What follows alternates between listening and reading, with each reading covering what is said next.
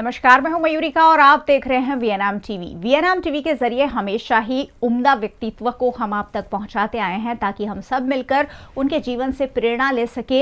एक मोटिवेशन हम सबको मिलता है कि हम भी इस राष्ट्र के उत्थान में अपने अपने तरीके से सहयोग कर सके। आज भी एक ऐसी शख्सियत से आपको मिला रहे हैं और वो है भारत के गुजरात में जन्मे हुए डॉक्टर शैलेश ठाकर, जिनकी पसंदगी विश्व के 7 टॉप 7 शिक्षक में हुई है। गुजरात के लिए ये गौरव लेने जैसी बात है कि गुजरात में ही पले बड़े डॉक्टर शैलेश ठाकर पूरे विश्व में टॉप 7 शिक्षकों की सूची में सम्मानित हुए हैं और उन्हें 28 अक्टूबर शाम 5:30 बजे IFLD USA द्वारा न्यूयॉर्क में सम्मानित किया जाएगा। आप सोचिए ये कितनी बड़ी उपलब्धि है कि गुजरात का एक शिक्षक अपनी उपलब्धि की वजह से उन्हें USA में सम्मान मिलने वाला है। और इसीलिए आज उनकी बातों से प्रेरणा लेने की कोशिश करेंगे, उन्हें समझने की और उनकी बातों को समझने की कोशिश करेंगे ताकि हम सब मिलकर भारत को आगे ले जा सके। थोड़ी सी और बातें मैं आपको डॉक्टर शैलेश ठाकर के बारे में बताऊंगी। उन्होंने डिस्कवर योर ट्रू सेल्फ इस विषय पर 121 इसी टाइटल के साथ 121 किताबें लिखी हैं, जिसमें उन्होंने सारी बातें बताई है कि एक व्यक्ति अपने आप को कैसे पहचान सकता है, अपनी एबिलिटीज़ को कैसे पहचान सकता है। ये सारी बातें उनकी किताबों में लिखी गई है। ज्ञान स्किल का भंडार उन्हें माना जाता है और बहुत सारे अवार्ड भी मिले हैं। उन्हें जो अवार्ड मिले हैं उसके बारे में भी बात करेंगे और बात करेंगे कि आखिरकार लोगों को मोटिवेट करने की ये जो प्रेरणा है उन्हें कहाँ से मिली, क्योंकि लोगों को मोटिवेट करना एक बहुत अलग बात होती है। वो तभी आप कर सकते हैं जब आप खुद उस मोटिवेशन को जीते हो, उससे जीवंत रखते हो। और डॉक्टर शैलेश ठाकर से ही जानेंगे कि आखिरकार लोगों को मोटिवेट करने की प्रेरणा उन्हें कैसे मिली। मैं लोगों को मोटिवेट कर सकता हूँ वो विषय मुश्किल है, पर 1989 अगस्त सूरत में मैंने प्रशिक्षण लिया। 3 दिन का था वो। 6 AM to 4 AM, 2 nights and 3 days. And on the third day evening 5 PM the pilot faculty decide whether you could be a trainer or not. And out of 32 participants, 28 were sent back without graduations. Only 4 were declared successful graduated and I was one of them. मैं पहले ऐसा trainer बना और training फिर मैं पूरी ladder चढ़ता गया। और उसके बाद मुझे लगा कि लोगों को अच्छा लग रहा है, लोगों को इंस्पायर हो रहे हैं, लोग सुन रहे हैं, लोग अपने आप में बदलाव चाहते हैं, अपने जीवन से बदलाव चाहते हैं। उस बातों को मैं समझता गया, उसमें से ये काम किया और काम करते करते यहाँ तक आया, यहाँ तक। डॉक्टर शैलेश ठाकर के बारे में मैं आपको बता दूं कि एक सामान्य स्कूल में शिक्षक के रूप में काफ़ी सालों तक कार्यरत रहे और वहां से यहां तक का सफ़र बेहद ही खास है। एक सामान्य शिक्षक से लेकर मोटिवेशनल स्पीकर तक का ये जो सफ़र है उसके बारे में भी डॉक्टर ठाकर से बात करेंगे कि आखिरकार एक सामान्य शिक्षक से मोटिवेशनल स्पीकर तक वो कैसे पहुँचे। अनुभव हमेशा अपने आप में रहता है, एक्सपीरियंसेस हमेशा अपने आप में अलग होते हैं। पर मैं ऐसा कहता हूँ कि एजुकेशन को इम्प्रूव बहुत होना पड़ेगा। इम्प्रूव स्पेशली इंडियन एजुकेशन को तो बहुत इम्प्रूव होना पड़ेगा।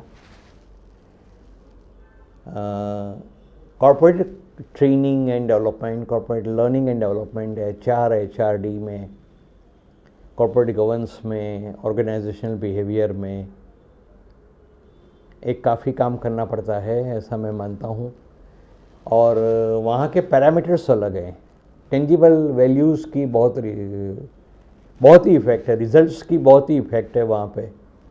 वहाँ ऑब्जेक्टिव्स एंड रिज़ल्ट्स दोनों मैच किए जाते हैं और जो ऑब्जेक्टिव होता है वही रिज़ल्ट प्रोड्यूस करना होता है टीम को। शायद वो टेंजिबल वैल्यूज़ एजुकेशन में नहीं है। वो एक्सपीरियंस मुझे काफ़ी रहा। रिस्पॉन्सिबिलिटी क्लैरिटी की वहाँ बहुत है, कॉर्पोरेट वर्ल्ड में बहुत है और यहाँ नहीं है। टेंजिबल रिजल्ट्स की वैल्यू कोई बहुत नहीं है, अहम नहीं है, ऐसा मुझे लगा। और एक्सपीरियंस आपको समझ लीजिए हर रोज़ नया होता है, हर रोज़ नया होता है।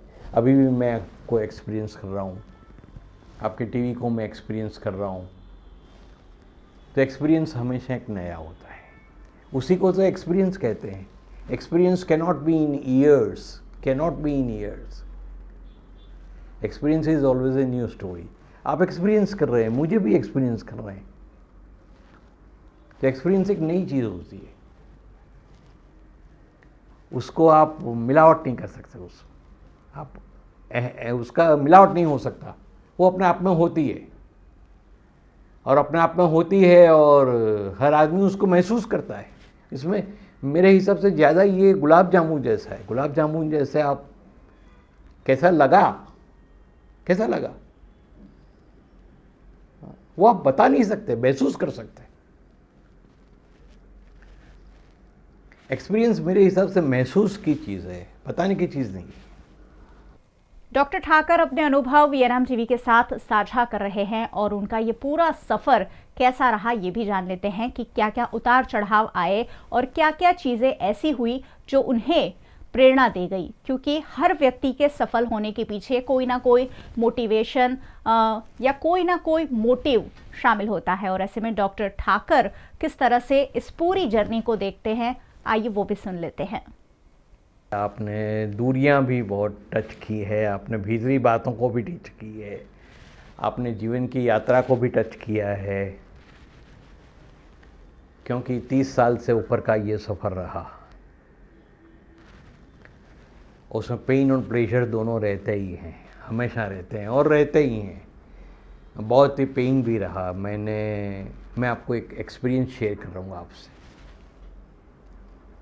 मैं विसनगर करके एक डिस्ट्रिक्ट है, विलेज है, 80 किलोमीटर दूर अहमदाबाद से।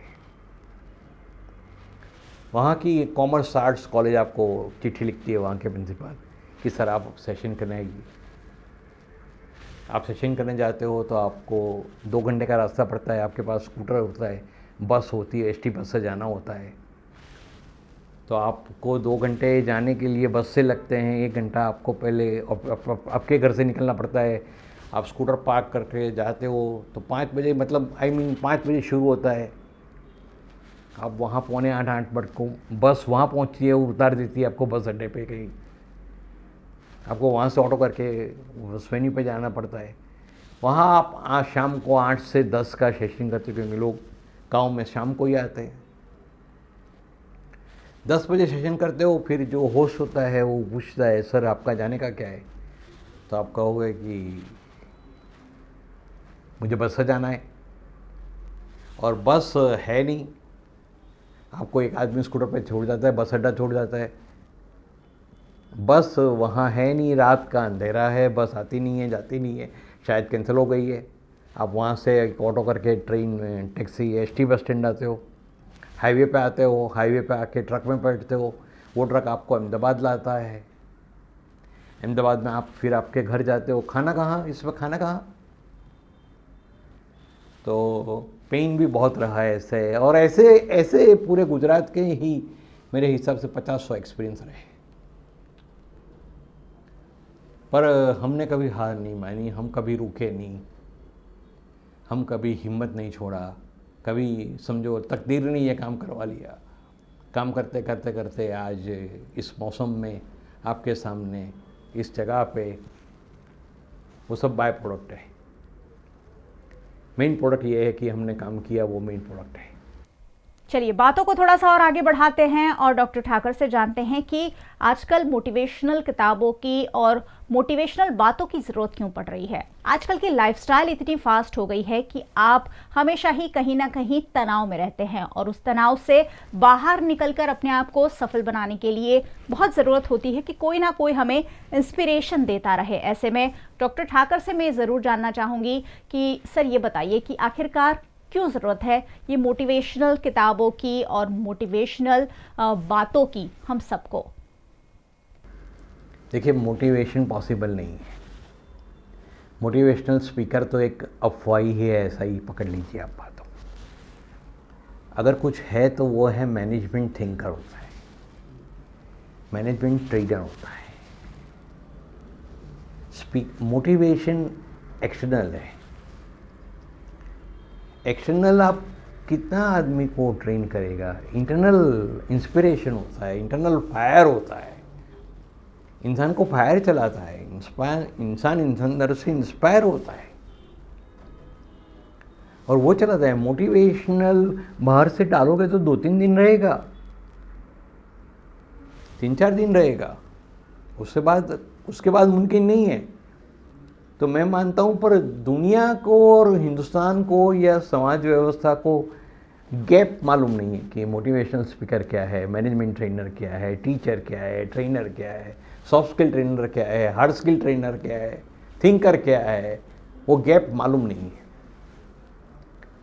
और गैप मालूम नहीं है इसलिए किसी को भी मोटिवेशनल स्पीकर कह देते हैं, किसी को भी ग्लोबल मैनेजमेंट थिंकर कह देते हैं, किसी को भी ट्रेनर कह देते हैं। पर ये ट्रेनिंग और टीचिंग के बीच का कितना बड़ा गैप है, उस गैप को तो समझिए आप।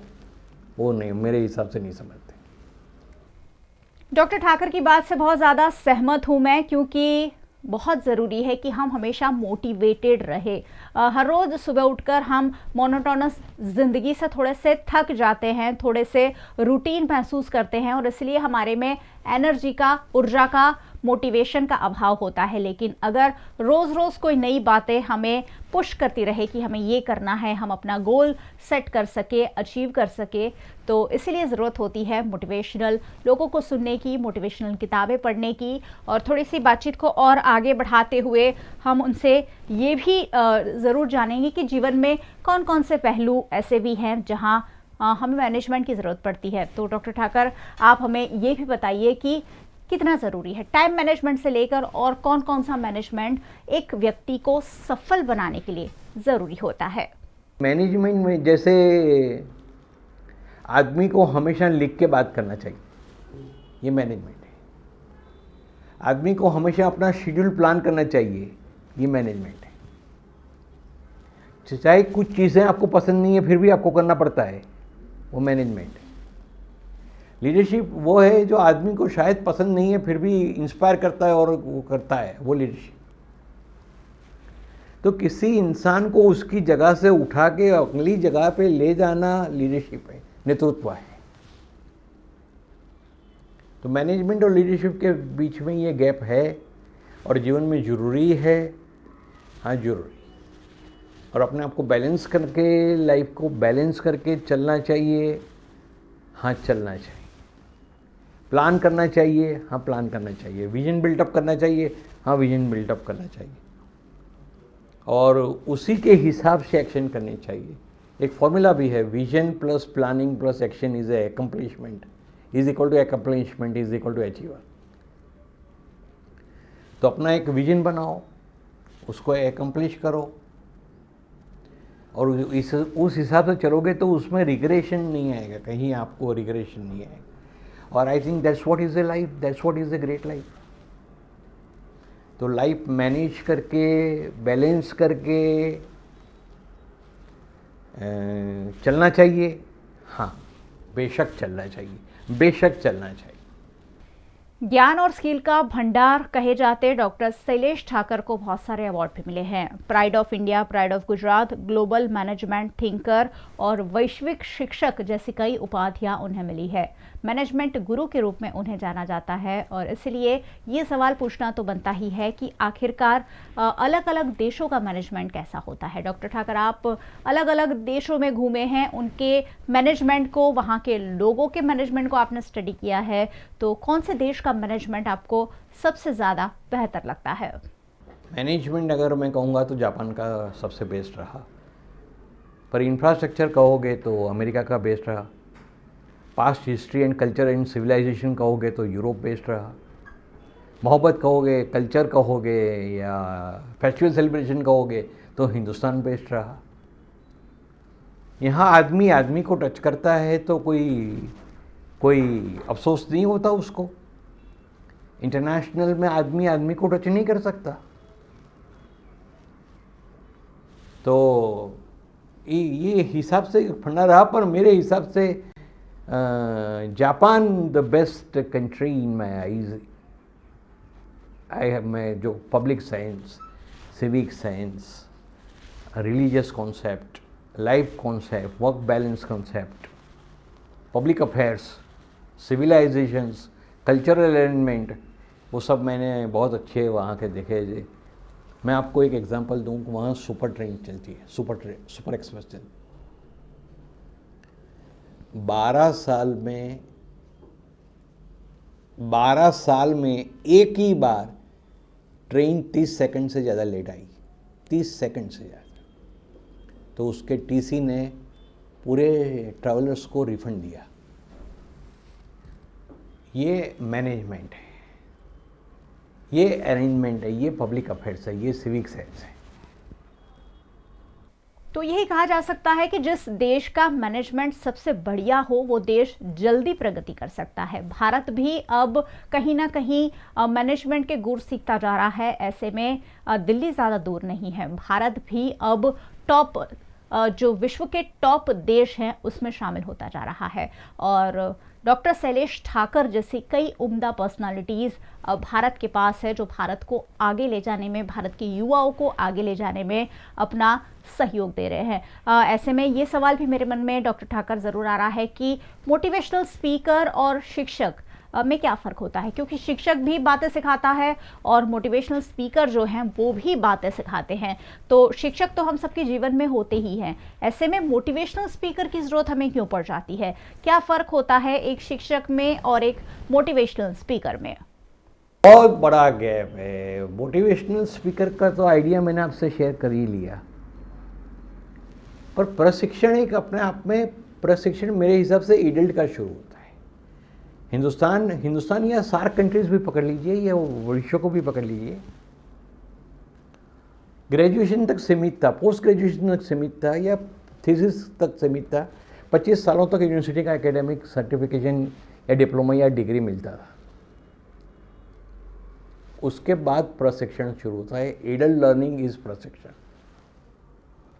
उसमें आदमी अपने आप को ठीक करता है, एंगर को ठीक करता है, अपनी इमेज को ठीक करता है, अपने एस्टीम को ठीक करता है, अपनी टीम भी बनाता है, अपने लाइफ को बैलेंस करता है, नेगोशिएशन स्किल सीखता है, कम्युनिकेशन स्किल सीखता है, ईमेल एटिकेट सीखता है। इंटरनेट डिजिटल, अभी ये पूरा डिजिटल वर्ल्ड हो गया, तो डिजिटल टेक्नोलॉजी सीखता है, नए नए टूल्स एंड नए नए पेडागोजी जो होती है, टेक्निक्स होती हैं, वो सीखता है।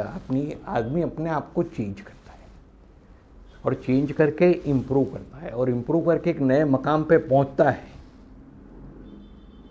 वो प्रशिक्षण है जो ग्रेजुएशन यूनिवर्सिटी तक सीमित हो गया, वहाँ तक का शिक्षण था। उसके बाद प्रशिक्षण शुरू होता है और इंसान से सीखता है, एक्सपीरियंसेस से सीखता है, बातों से सीखता है। खुला दिमाग, खुली किताब और खुला दिल इंसान को बहुत कुछ सिखाता है।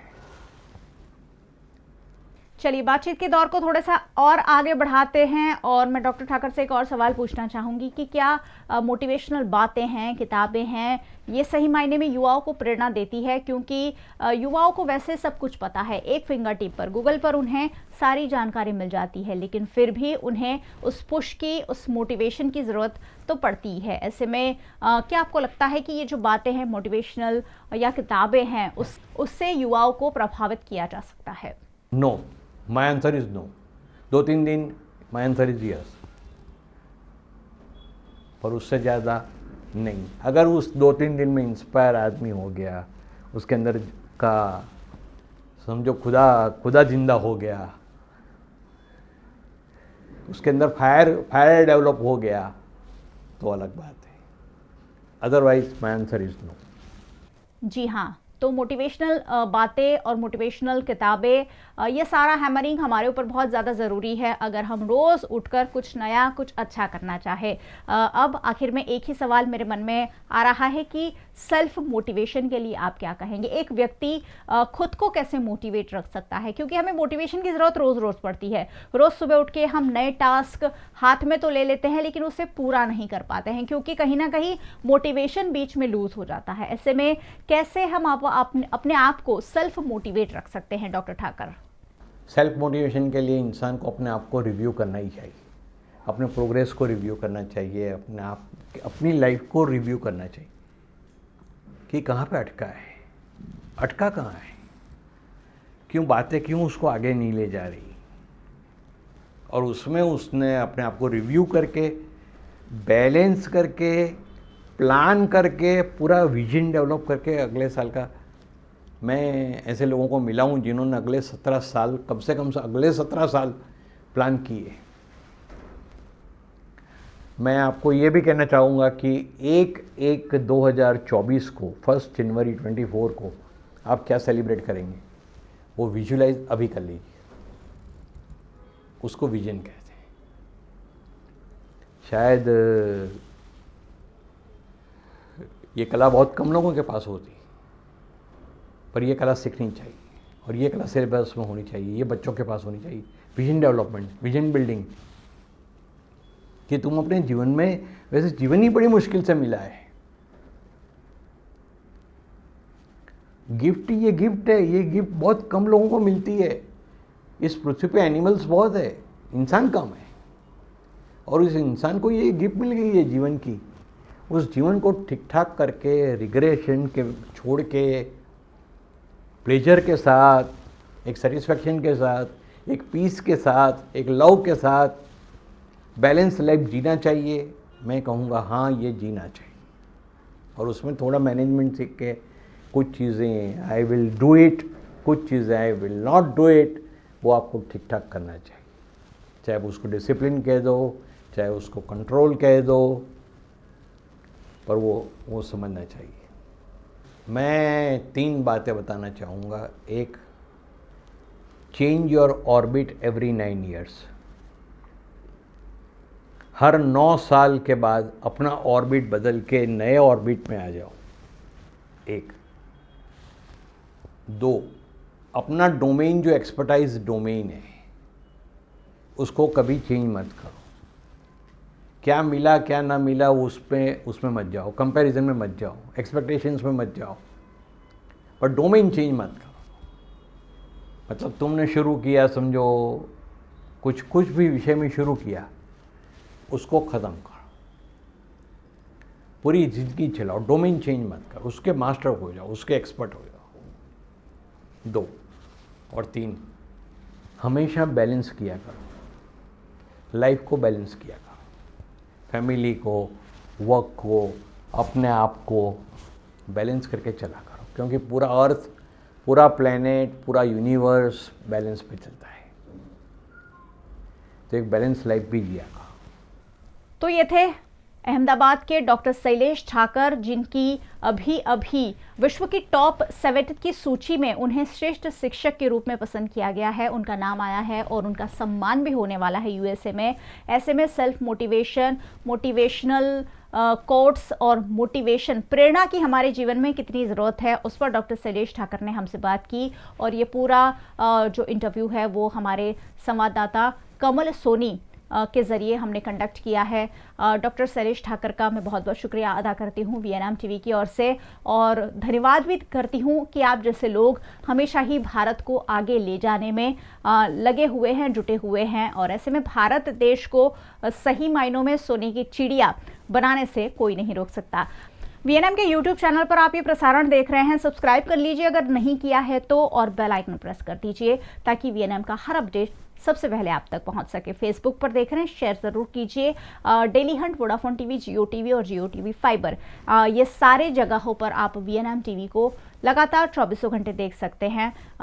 देखते रहिए वीएनएम, जुड़े रहिए वीएनएम के साथ। नमस्कार।